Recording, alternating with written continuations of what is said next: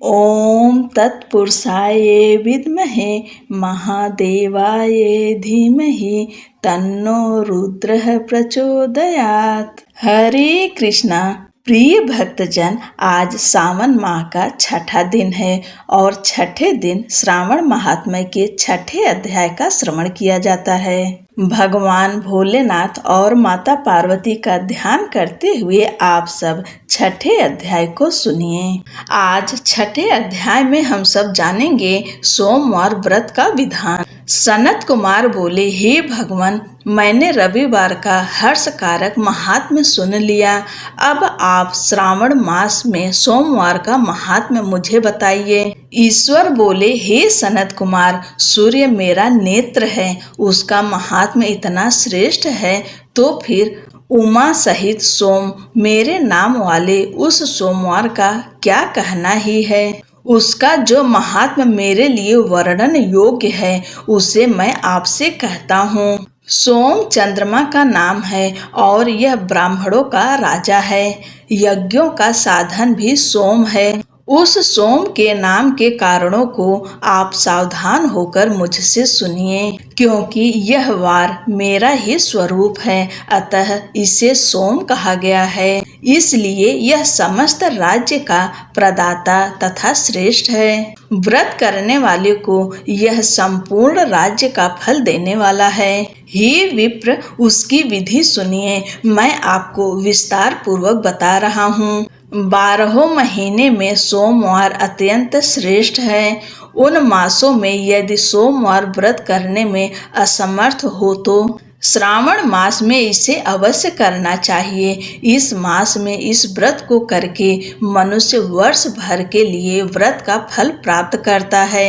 श्रावण में शुक्ल पक्ष के प्रथम सोमवार को यह संकल्प करें कि मैं विधिवत इस व्रत को करूंगा या करूंगी। शिव जी मुझ पर प्रसन्न हो। इस प्रकार चारों सोमवार के दिन, और यदि 5 हो जाए तो उसमें भी प्रातः काल यह संकल्प करें और रात्रि में शिव जी का पूजन करें। 16 उपचारों से सायंकाल में भी शिव जी का पूजा करें और एकाग्रचित होकर इस दिव्य कथा का श्रवण करें। हे सनत कुमार, इस सोमवार की कही जाने वाली विधि को अब मुझसे सुनिए।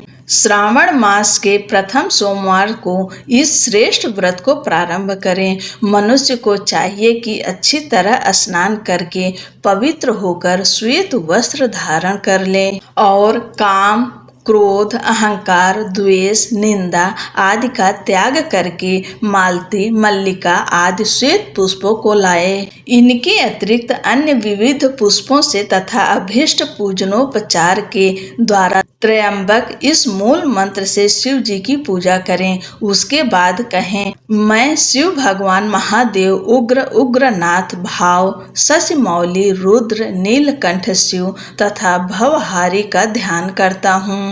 इस प्रकार अपने विभव के अनुसार मनोहर उपचारों से देवेश शिव का विधिवत पूजन करें। जो इस व्रत को करता है उसके पुण्य फल को सुनिए। जो लोग सोमवार के दिन पार्वती सहित शिव की पूजा करते हैं, वे पुनरावृत्ति से रहित अक्षय लोक प्राप्त करते हैं। हे सनत कुमार, इस मास में नक्त व्रत से जो पुण्य प्राप्त होता है उसे मैं संक्षेप में कहता हूँ। देवताओं तथा दानवों से भी अभेद्य 7 जन्मों का अर्जित पाप नक्त भोजन से नष्ट हो जाता है। इसमें संदेह नहीं करना चाहिए, अथवा इस अत्युत्तम व्रत को उपवास पूर्वक करें। इसे करने से पुत्र की इच्छा रखने वाला मनुष्य पुत्र प्राप्त करता है और धन चाहने वाला धन प्राप्त करता है। वह जिस जिस अभीष्ट की कामना करता है उसे पा जाता है। इस लोक में दीर्घकालिक वांछित सुखोपभोगों को भोग कर अंत में श्रेष्ठ विमान पर आरूढ़ होकर वह रुद्र लोक में प्रतिष्ठा प्राप्त करता है। चित्त चंचल है, धन चंचल है और जीवन भी चंचल है, ऐसा समझकर प्रयत्न पूर्वक व्रत का उद्यापन करना चाहिए। चांदी के वृषभ पर विराजमान सुवर्ण निर्मित शिव तथा पार्वती की प्रतिमा अपने सामर्थ्य के अनुसार बनानी चाहिए। इसमें धन की कृपणता नहीं करनी चाहिए। उसके बाद एक दिव्य तथा शुभ लिंगतोभद्र मंडल बनाएं तथा उसमें 2 श्वेत वस्त्रों से युक्त एक घट स्थापित करें। घट के ऊपर तांबे अथवा बांस का बना हुआ पात्र रखें और उसके ऊपर उमा सहित शिव को स्थापित करें। उसके बाद श्रुति स्मृति तथा पुराणों में कहे गए मंत्रों से